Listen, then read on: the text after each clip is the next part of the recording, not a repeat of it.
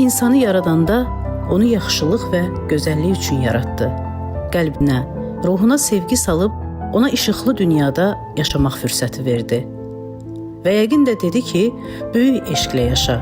Ruhundakı sevgini, işığı kimsədən əsirgəmə. Çünki budur sənin mahiyyətin və gözəlliyin. Yer üzündə milyonlarla insan var. Amma heç də hər kəsin gücü çatmaz belə sevgi və gözəlliklə yaşamağa. Amma insanlar da var ki, onlar bir ömür hər yerə işıq kimi saçır. Adı gələndə hər yer işığa bürünür. Elə bizim qəhrəmanımız kimi. Baxış Babayev. Bu ad sanki ona təsadüfdən verilməyib. Çünki əsl insan baxışı yalnız gözəl görməli. Qaranlıq yerdə də bir işıq sezməlidir. Bizim bugünkü qəhrəmanımız işıqlı adam Baxış Babayev kimi.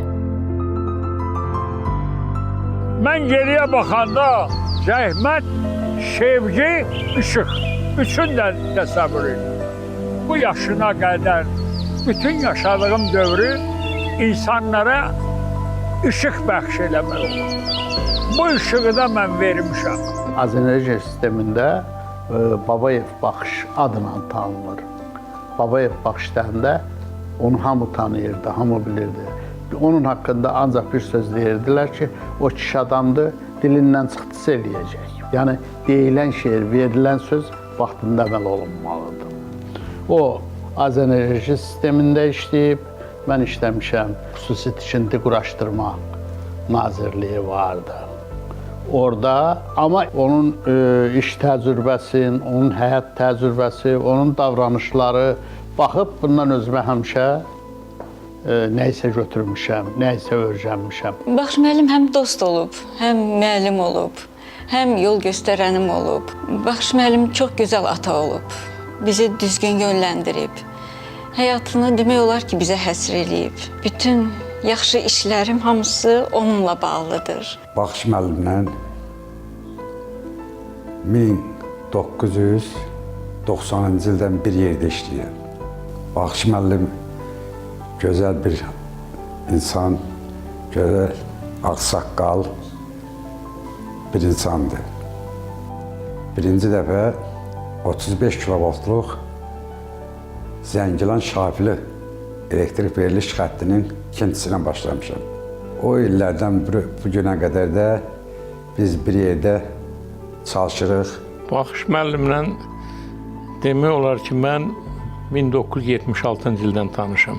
Uzun müddət Baxış müəllim enerji sistemdə tikinti şirkətinin idarəsinin rəhbəri olubdu. Mən təyinatla Qubadlı rayonunda işləməyə getmişəm. Həmin vaxtı da Baxış müəllimlə tanış olmuşam orada. Baxış müəllimlə 80-ci ilin əvvəllərindən tanışam. Babayev uzun illər xüsusi təmir idarəsinin rəhbəri işləyib. 80-ci ilin əvvəllərindən Babayevin əvvəl işıqsız kəndlərə, işıqsız qəsəbələrə, işıqsız rayonlara enerji verdiyi mərhələnin ikinci bir mərhələsinin, onun yenidən qurulmasına, onun istismarının təşkil olunmasına bu istiqamətdə mən də bir cavan kadr kimi o layihələrin içərisinə qoşulmuşam. Mən Baxış müəllimi tanıyıram 1982-ci ildən. O vaxt mən tələbə idim və eşitdim ki, yeni yaranmış Azər Elektrik Şəbəkə Tikinti Trestinə maliyyəçilər lazımdır. Onda mən xalq təsərrüfatında oxuyurdum və gəldim müraciət edim Baxış müəllimə. Dedi, işləyə bilərsənmi? Mənim biraz sərt xasiyyətim var. Dedim, çalışacağım, siz dediyiniz kimi işi görüm. Və bu 44 il müddətində hiss edirəm ki, o dediklərin həmişə olmasa da ancaq vaxtında icra eləmişəm. Baxış müəllim Qubadlıda, İki çayın vadisində, yaşıl dərələrin, sıx meşələrin ağuşunda yerləşən Çərəli kəndində dünyaya gəlib.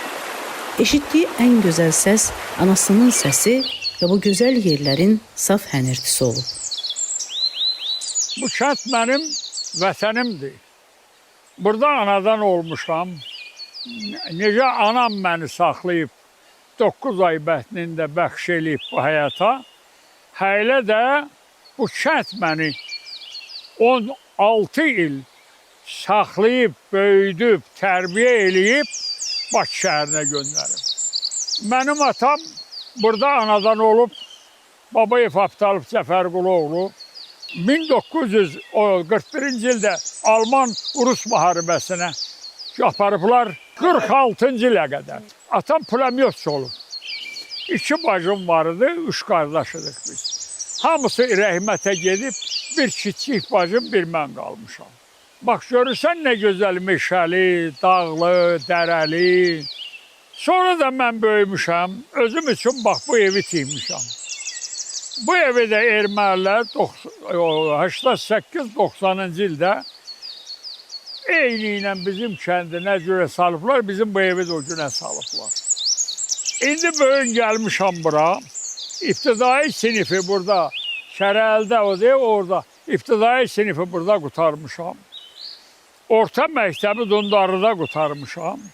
Sonra energetika texnikumu qutarmışam. Sonra institutu qutarmışam. Sonra Azərbaycan Dövlət Universitetini qutarmışam.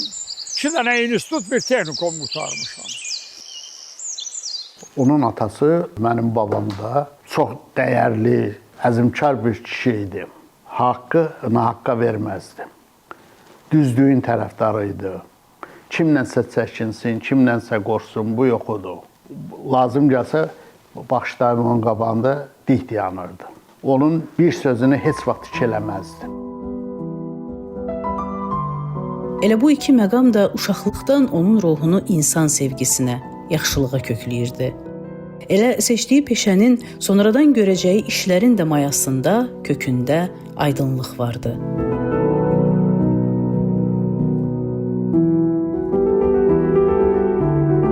Yəni, sözün tam mənasında qaranlığa işıq olan bir adam kimi böyüyürdü. 1959-cu ildə mən təyinatla Azenergiyaya gəlmişəm. Məni göndərdilər Kamun Energoya. Kamun Energo məni göndərdi Qubadlıda kolxozlar arası su elektrik stansiyası var Xanlıq kəndində. O Xanlıq kəndindən Qubadlının mərkəzinə işıq vermək lazımdır. Bir də Laçının mərkəzinə işıq vermək lazımdır.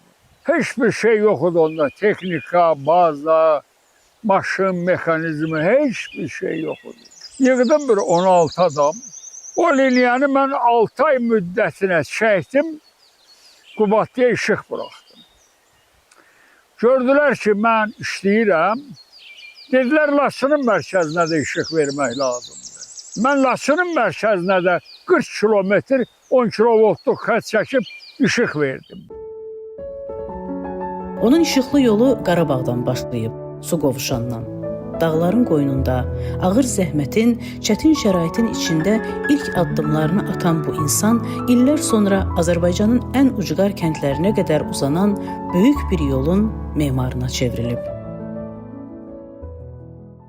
60-cı ildə məni göndərdilər su qovuşan su elektrik stansiyasına baş mühəndis. 1963-cü ilə qədər su qovuşanda baş mühəndis işləmişəm. Sonra getdilər təzə tikilmiş İmişli rayonunda Muğangesə. Muğanges o vaxtı Mingəçevirdən sonra ikinci böyük su elektrik stansiyası idi Azərbaycanda. O elektrik stansiyasına direktor təyin elədilər. Bir 2 il işləyəndən sonra bana dedilər montaja getmək lazımdır. Mərkəzi komitənin qərarı var. Məni göndərdilər 6 nömrəli upravleniya rəis. O vaxtdan bu günə qədər bütün Azərbaycanda o vaxtı Lerikdir, Yardımlıdır, Astaradır, Kəlbəcərdir, Laçındır, Qubadlıdır, Zəngilandır, Cəbrayıldır, Füzulunun Şüya tərəf hissəsidir.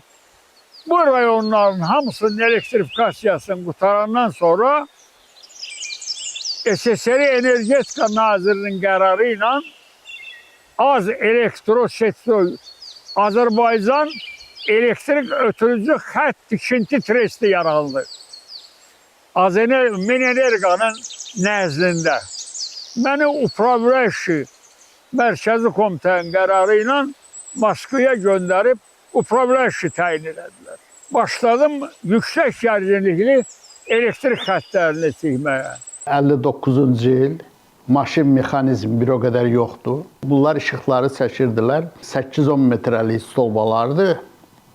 O stolbalarında hələ aşağısına bir betondan bərkidirdilər ki, o torpaqda çürüməməsi üçün. İndi bu stolbalarda hər 200 metrədən bir, 150 metrədən bir hər qapıya o 10 metrəlik stolbanı aparmaq üçün öküzdən, ya atdan, ya ulaqdan bunlara qoşurdular. Bu çəkib aparırdı. İndi bu 10 metrəlik stolbanı da dik qaldırmaq lazımdır. İndi gəlin görün, bunu nə çətinliyi ilə qaldırırdılar. İşin ağırlığına baxanda, işin həcminə baxanda dəhşətə gəlirsən ki, doğrudan da bunu eləmək olardı. Və bu işinə söz verirsən ki, mən bu obyekti filan vaxtı təhvil verəcəm. Və verirdim. Baxış Babayev 50-ci illərin sonlarında, 60-cı illərin əvvəllərində ölkənin elektrikləşdirilməsi bir layihəsi həyata keçirilib. Və bu elektrikləşdirilməsi layihəsinin kət-kət o ərazilərdə işlər görüblər. Və bizə qismət olubdur ki, onun istismarını birlikdə onlarla təşkil edək. 90 il. Bir insan ömründən də uzun görünən bir yol. Bu yolun üstündə minlərlə dirək var, minlərlə naqil. Və o naqillərin ucunda yanıb işığa dönən evlər, məktəblər, kəndlər. O işıqların içində isə bir insanın alın təri yaşayır. Baxış müəllim Laçında 110 kilovoltluq yarımstansiya quraşdırdı və bu 85-ci ildə, 1985-ci ildə başladı. 87-nin dekabr ayında biz həmin yarımstansiyanı istifadəyə verdik. O vaxtı alüminium naqillərdən istifadə olunurdu. İlk dəfə olaraq Respublikada 1985-ci ildə Laçın rayonunda həmin naqillər alüminium borularla əvəz edildi. Həmin dövrdə ilk dəfə elə yarımstansiya tikildi. Onun biri Laçında tikildi, biri də Göyçayda. Hamısı Baxış müəllimin tikinti idarələrinin iştirakı ilə. 80-ci illərin bir mərhələsindən sonra artıq bir Qarabağ problemi yarandı. Bizim ərazilərimiz, böyük kəndlərimiz bir-birinə qarışıq formada bu erməni kəndləri ilə bir sxema üzrə həyata keçirilirdi və onların enerjilərinin kəsilməsi başlandı. Və bu layihələrin təzədən yenidən işlənməsi üçün, onların enerji təchizatının həyata keçirilməsi üçün Babayevə tabe olan o tikinti idarələri və özünün də rəhbərliyi ilə o çətin dövrün icra prosesi başlanıldı. Hətta elə hallar baş verirdi ki, orada iş sahələrimizdə xüsusi dəstək qoruyurdu ki, biz o işləri həyata keçirək. Biz demək olar ki, o mərhələni tam şəkildə Babayevin özünün idarəçiliyi ilə, özünün istiqaməti ilə həyata keçirildi. Baxış müəllim insanları sevən, onların kədərinə, qəminə şərik olan, sevincinə şərik olan bir insandır. O, ümumiyyətlə, insanların içində olmağı sevir. Başımıza gələn bu müharibə illərində o bütün rayon cəmaatının yanında olub. Onların kədərini öz kədəri hesab eləyib. Bu rayonlara elə obaya gedək, elə bir adam olmaz ki, bir nəfər də olsa mütləq çıxır ki, biz tanışıq, siz bu vaxt mənə bunu eləmisiniz. Baxış müəllimlə biz Xan kəndində o vaxt orada işlər görürdük. Ermənilər onda bizə imkan vermirdilər. Hətta Baxış müəllim bir neçə dəfə ermənilərlə orada əlbəyaxad olmuşdu. Ağdamda biz çətinlik dövrləri yaşadıq. O vaxt Ağdam şəhərinin işığı təmin eləməyə. Zəngilan demək olar ki, ermənilər vuran vaxtı biz Baxış müəllim tapşırıq verdik ki, nəyin bahasına olursa olsun Zəngilana işıq vermək lazımdır. Halbuki Zəngilan yolu onda bağlanmışdı. Biz çalışırdıq ora getməyə. İran sərhədindən gedirdik. Birinci Qarabağ müharibəsinin başlanma ərəfəsindən biz daha Babayevlə çox yaxın bir təmasda olduq. Biz və bir-birimizə demək olar ki, etibar elədik həmin layihələrin həyata keçirilməsində. Bir həftə müddətinə Xocalı layihəsi həyata keçirildi. Malbəyli layihəsi həyata keçirildi. Hansı ki, böyük ərazilərin enerji təchizatı oradan başlayırdı. Babayevin Xocalıda tikdiyi həmin dövrdə, o qısa müddətdə, o yarımstansı indi yenidən biz istismar eləyirik. Yenidən sxemaya qoşuldu və enerji verdi. 1995-96-cı illərdə 5 kilovoltluq birinci, ikinci Abşeron xəttlərində qəza baş vermişdi. Biz oraya getdik, o qəzanı aradan qaldırmaq çox çətinliklə və orada bizə öz tövsiyələrini verdi. Biz o işi yerinə yetirdik. Baxış müəllim qətiyyətli və dəyişməz insandı. Bu xüsusiyyətini heç vaxt da dəyişmədi o. İllərdir qəlbinin dərinliyində saxladığı eşq kimi. Onlar sevib yuva quranda bir ömür yol gələcəklərinə söz verib əhd elədilər. Ailə qurdular, övladları dünyaya gəldi. Hər birinin gəlişi evlərini biraz da gözəlləşdirdi. Mənim həyat yoldaşım Azərbaycan Dövlət Universitetinin Filologiya Fakültəsini qurtarmışdı. Dil ədəbiyyat müəllimi işləyirdi. Atam baxmayım çox sərt adamdır. Sözünü bir dəfə deyən adamdır. Amma bəli bizimlə oynadığı illər, bizi harasa apardığı illər, əlimizdən tutub məktəbə aparıb, əlimizdən tutub parkda gəzdirib, SSR dövründə yaşamışıq. Uşaqlığımız o dövrdə keçib və o bizi bütün şəhərləri gəzdirib. Gəzmədiyimiz elə bir yer qalmayıb. Anam tam onun tərsi olub. Sakit, xanım, xatın, qadın olub. Yəni, babamın bir sözünü iki eləməyən, onun qulluğunda duran, onun arxasında duran belə bir qadın olub. Ev, ailə, uşaqlar. Elə bir ki, bu hissəyə, bu cəhbədə, arxa cəhbədə anam olub həmişə. Ancaq tali bəzən insana ürək dolusu yaşamağa fürsət vermir. Ömürgün yoldaşı Məlahət xanım cəmi 56 yaşında dünyasını dəyişir. Beləcə, Baxış müəllim o məlahətli qadının adını sədaqətlə qəlbinə gömüb, onun eşqi ilə yaşamağa davam edir. 94-də vəfat edir. 94-dən bu günə qədər mənim uşaqlarımın üçünə də evləndirib toy eləmişdi yoldaşım. Baxış müəllim çox ailəcanlı adamdır. Mən Baxış müəllimi bir ya iki dəfə ağlayan görmüşəm. Onun biri dayımın oğlu vardı, cavan yaşında o elektrikə düşdü, həlak oldu. Onda onu ağlayan görmüşəm. Bir yoldaşı rəhmətə gedəndə. 30 ilə yaxındır yoldaşı rəhmətə gedib. Onların münasibətləri çox yaxşı olub. Yəni, papam onun qayğısına həmişə qalıb. O, biraz çox xəstəliklər keçirdib, qayğısını çəkmişik. Ailecə hamımız çəkmişik. Oğlanlar da, mən də hamımız onun qayğısını çəkmişik, onun ətrafında olmuşuq, qoymamışıq xiffət eləsin. Xatırlamıram da, inanmıram da ki, yoxdur elə bir şey ki, mən onun fikrini almadan hansısa bir qərar verim. Onun üzünə baxanda artıq başa düşürük ki, bu belə olmalıdır. Zaman keçdikcə başa düşürəm ki, ən düzgünü elə onun sözünə qulaq asmaqdır. Baxış Babayevin həyatı elektrik xətti kimi olub. Gah dağlardan keçib, gah sərt qayalara dirənib, gah da qarlı yolları aşıb. Amma heç vaxt qırılmayıb. Çünki Baxış müəllim sadəcə elektrik çəkməyib. O, qaranlığın içindən insanlara işıq keçirib. Müharibə şəraiti idi.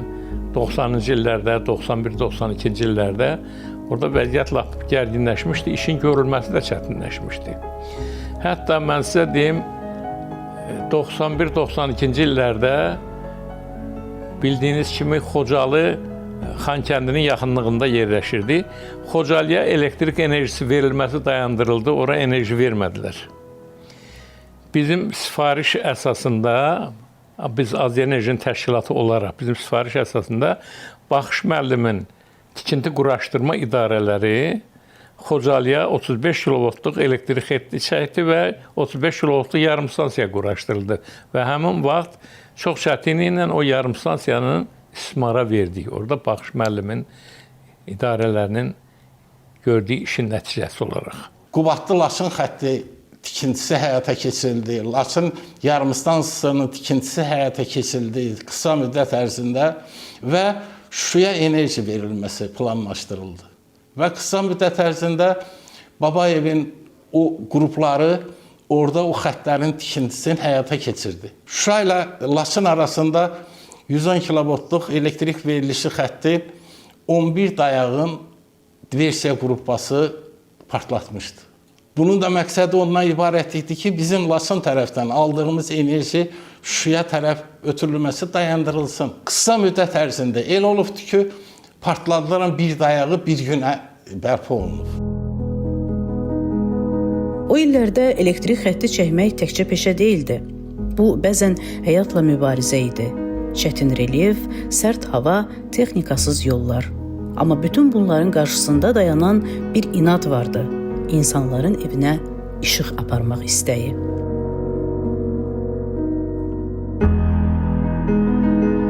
Olan işığı heç sönməyən bir işıqdır.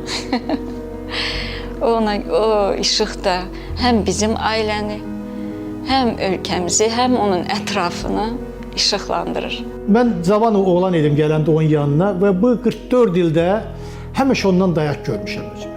Çətin günümdə də, belə deyə, pulun olmayan vaxtında da gedib müraciət eləmişəm, kömək eləyib. İşimin belə çətin vaxtında da müraciət eləmişəm. Durub mənim işimin qabağında ki, bəs mənəm bu şirkətin yiyəsi, mən cavab verirəm bura. Nə çətinliyiniz varsa, sözü mənə deyin. İşçini özünə əziz bilib. Bəlkə də indi adi görünür. Bir düyməyə toxunub işığı yandırmaq. Amma o işığın arxasında gecəsini gündüzünə qatan insanlar dayanır. Bizim qəhrəmanımız Baxış müəllim kimi.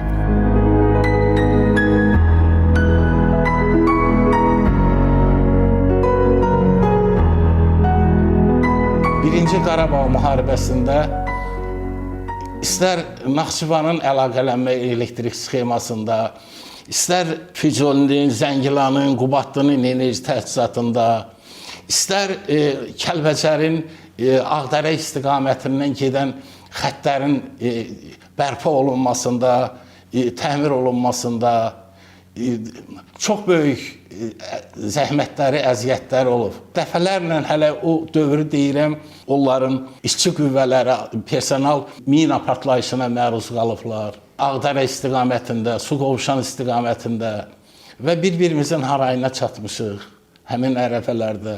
Baxış müəllimin nəzdində olan bu briqadalar hər biri ayrı-ayrılıqda vaxt gəldi, deməli 2000-ci illərin əvvəllərində özəlləşmə məsələləri başladı. Mən səhv eləmirəmsə 2001-ci ildə ilk dəfə olaraq Baxış müəllimin bu tikinti şirkəti böyük bir şirkət yarandı, tikinti quraşdırma şirkəti, yüksək gərginlikli elektrik xətləri və yarımstansiyalarının tikintisi idarəsi, belə bir idarə. Bundan əlavə, həmin idarənin nəzdində Respublikanın bir çox rayonlarında mən bildiyim qədər o vaxt Sabirabad zonasında, Yevlaxda, Lənkəran zonasında hər yerdə belə bir idarələr yarandı. Bu idarələrin də iştirakı ilə bu işlər davam elətdirməyə başladı. Baxış Babayev ömrü boyu məsul vəzifələrdə çalışıb. Amma onu fərqləndirən təkcə vəzifəsi olmayıb. İnsanlar onu daha çox dürüstlüyü və peşəsinə sonsuz sevgisi ilə tanıyıblar. Bu da peşəkarlığın və məsuliyyətin əsas göstəricisidir. Azərbaycan Respublikasının Əməkdar Energetika adı veriblər. SSR energetika sistemində əlaçı qabaqsız energetika adı veriblər mənə. Əmək ordeni ilə mən təltif olunmuşam. Onun üçün işıq müqəddəs anlayışdır. Çünki işıq yalnız elektrik deyil, ümid deməkdir, həyat deməkdir, insan nəfəsi deməkdir. İllər keçdikcə onun çəkdiyi xətlər Azərbaycanın xəritəsinə yayıldı. Rayonlardan kəndlərə, kəndlərdən ən ucqar yaşayış məntəqələrinə qədər.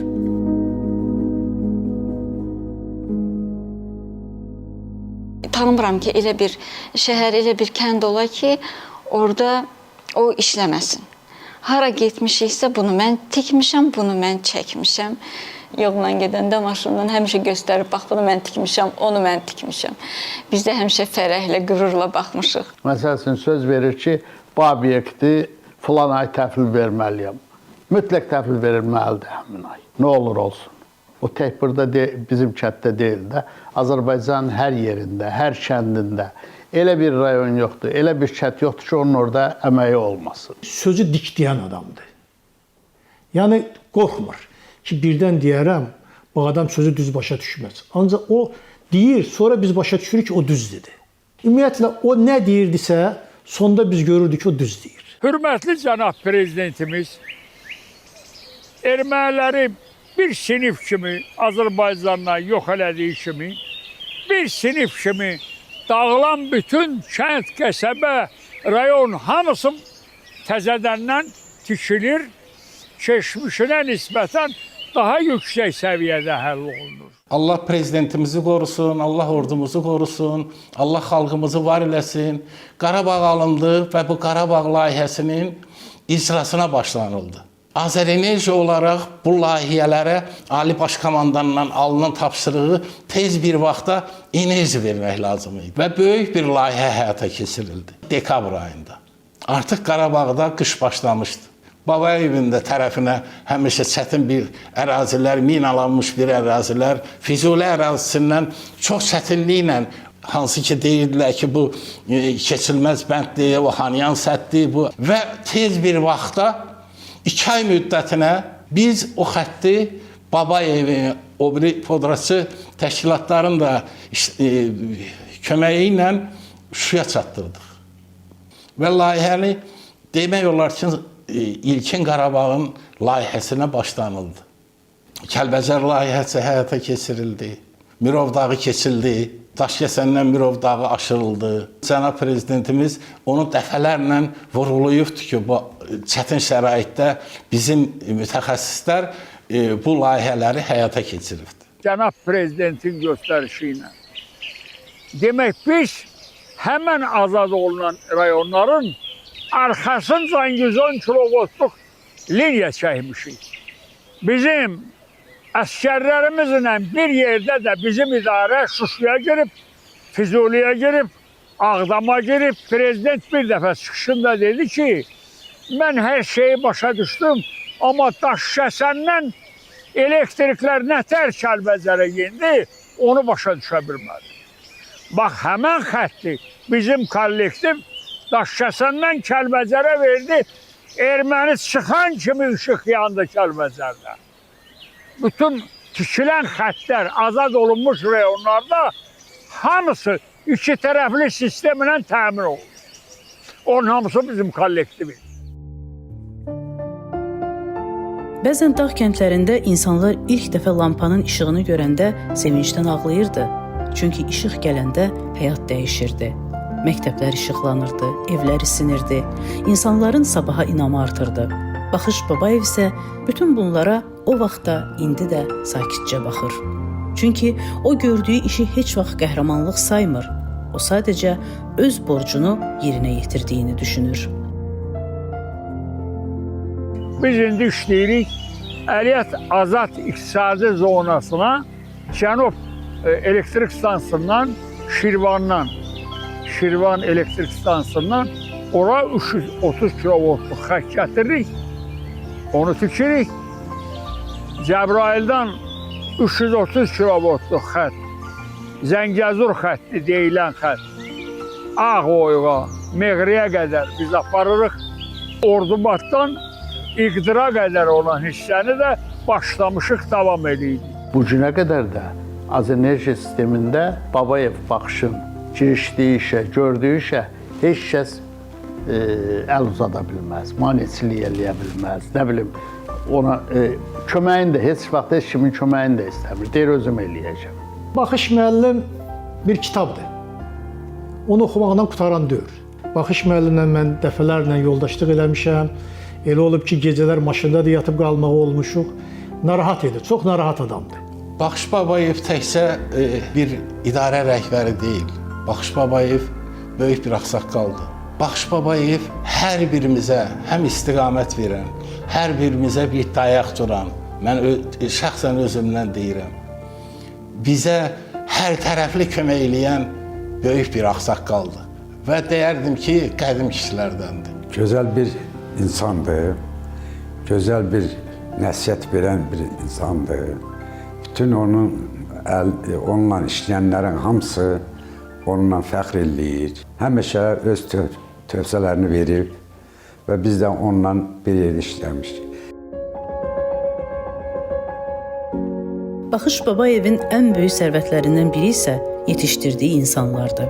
Bugün Azərbaycanın müxtəlif bölgələrində çalışan neçə elektrik ustası, mühəndis, peşəkar onun məktəbindən keçib və deyirlər ki, Baxış müəllim onlara təkcə sənət öyrətməyib, məsuliyyəti öyrədib, vicdanı öyrədib, işığa hörmət etməyi öyrədib. İnsanın həyatda qoyduğu ən böyük iz də elə yetişdirdiyi insanlardır. İndi o yetirmələr ustadlarının yolunu davam etdirirlər. Onun gənclərlə işbirliyi çox gözəldir. Məsələn, onların üzərinə belə məsuliyyət qoymaq, onlardan tələb eləmək, amma bunu çox belə sərt formada deyil. Ustad kimi bəli, belə bir formada yanaşması bu mənim üçün bir açılış oldu. Atamın yeni bir xarakterini mənə göstərdi. İncə yanaşması mənə çox xoşuma gəldi. Mən hər tərəfli onun kadrı sayılırım. Ona görə ki, biz də bir cavan kadr kimi bizim də işimizin istiqamətinə, iş ahəngimizin qurulmasına, tikintinin aparılmasına, nəzarətinin aparılmasına bizə istiqamətlər veribdir. Ki, bu tikintinin layihəsinin həyata keçirilmək üçün biz bir-birimizə yardımcı olmuşuq. 90 yaş. Çoxları üçün yorğunluq, dayanmaq, geri çəkilmək yaşıdır deyirlər. Amma Baxış Babayev bugün də iş başındadır. İllərin yükü çiyinlərinə çöksə də gözlərindəki işıq dəyişməyib. Hələ də səhərlər iş adamı kimi oyanır. Hələ də peşəsindən danışanda səsində qəribə bir sevinç hiss olunur. Çünki insan sevdiyi işdən heç vaxt ayrılmır. Baxış müəllimin böyük zəhməti var, böyük əməyi var. Energetika sisteminin inkişafında onun əməyini mən xüsusi qiymətləndirirəm. Mən yox, bunu dövlətimiz qiymətləndirir, bizim prezidentlərimiz qiymətləndirir.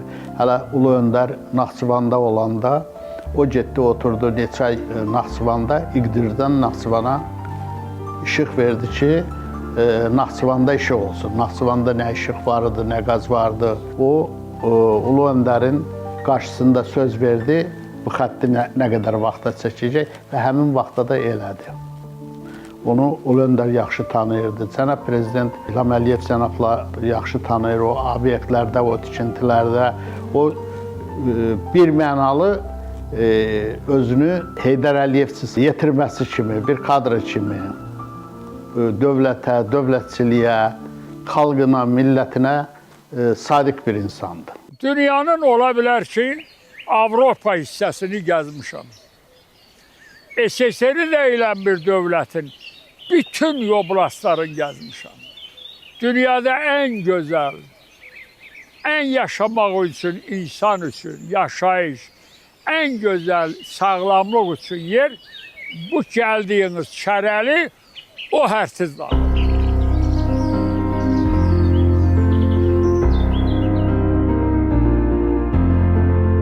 Bugün onun əlləri illərin zəhmətindən sərtləşib, amma o əllər vaxtilə Azərbaycanın qaranlıq yollarına işıq çəkən əllərdir. Hər dirəkdə onun zəhməti var. Hər işıqlı kənddə onun alın təri yaşayır.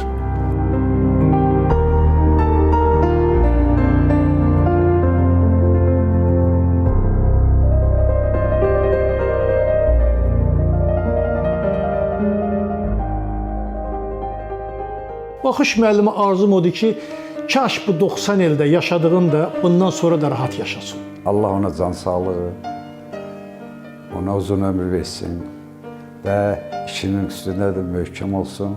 Biz də onun arxasında gələk. Mən arzu edirəm ki, Baxış müəllimin 100 illiyini biz qeyd eləyək və bir yerdə işləyə bilək onunla yenə də. Qəlbimdən gələn səmimiyyətdə birinci ona can sağlığı arzulayıram. Elə bir can sağlığı arzulayıram ki, o bizə də onu arzulayır. həmişə borcumuz var. Ağsaqqal kimi onun yolunu saxlamaq, ağsaqqal kimi onu eşitmək və bizə bir də xeyir duasını həmişə əski eləməsin. Arzu eləyirəm ki, o sağlam olsun. Bundan sonra yaşayacağı ömrü, Allah nə ömrü verib onu sağlam yaşasın. Onu çox istəyirəm, ona can sağlığı arzulayıram. Həmişə belə iş başında olsun, o indi də iş başındadır. Həmişə belə işində, gücündə, sağlam, insanlara xoşbəxtlik gətirən bir insandır, insanlara sevinç gətirən bir insandır, nur gətirən, işıq gətirən bir insandır. Mən ona 100 il ömür arzulayıram. Arzu edirəm onun işığı daim yansın.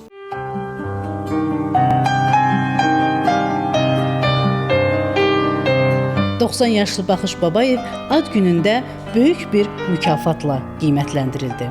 Belə ki, Azərbaycan Respublikasının prezidenti cənab İlham Əliyevin sərəncamına əsasən Baxış Babayev Azərbaycanın elektroenergetika sahəsinin inkişafında uzun müddətli səmərəli fəaliyyətinə görə 2-ci dərəcəli əmək ordeni ilə təltif edildi.